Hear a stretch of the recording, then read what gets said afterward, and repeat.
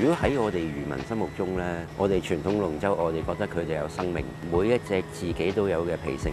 其實同一個動作，你做10000次，你就會成為專家㗎。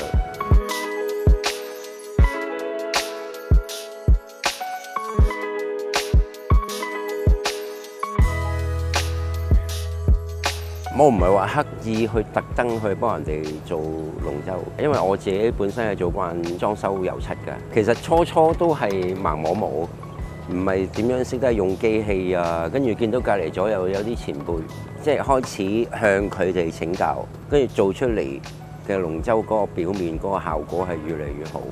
我諗呢個龍舟咁多龍船係有得幾隻唔係我做嘅啫。首先問清楚本身個船主隻龍船有冇漏水啦，揾翻嗰啲裂痕啊，或者啲木材嗰啲夾口啊，幫佢修補咗佢咯。做嗰個保護層，即係一般人所講嘅叫做油油啊。你要不停係咁油上面，然之後打磨。如果你冇翻咁嘅厚度去打磨咧，啲木紋唔會平㗎。有啲龍舟隊要我將隻龍舟刨薄啲嘅。即係減輕嗰個重量。而家個時代同埋啲人嘅思想係唔同咗，中意佢哋嗰個龍頭好搶眼，中意花枝招展咁樣。例如紫色啦，有人有見過，有人用黑色，佢係越嚟越有性格嘅，係有自己個會個性格。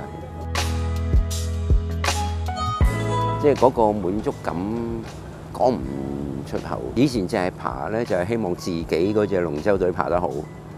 但係而家咧，嗰個想法就係我希望我幫佢遊個龍船，覺得龍舟會都爬得好。自己攞隻龍船去比賽，隻龍船好新淨嘅，望落去好醒醒神神嘅，其實落去爬嘅人都會開心啲。如果喺我哋漁民心目中咧，我哋傳統龍舟，我哋覺得佢哋有生命，每一隻自己都有嘅脾性。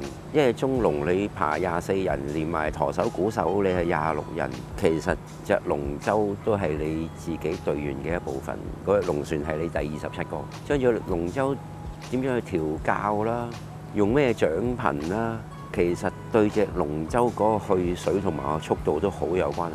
試到認為自己最好，咁先至攞去出賽。幫人哋做嘅應該係得我一個。頭先見我打磨成身污糟邋遢，好似燃燒生命咁樣。其實有好多人，大家都係中意龍舟。佢一見到我做呢啲咧，一見我咁大塵，佢會褪開啲。如果要保存，希望會多1、2個好似我呢啲咁嘅人一齊做。如果單我一個，我話俾人聽我做到點樣靚點樣好，其實咪得我一個，嗰個技術你冇辦法流傳出去。希望有多1、2個同我喺度一齊做，咁樣先至可以將呢樣技術保存得到。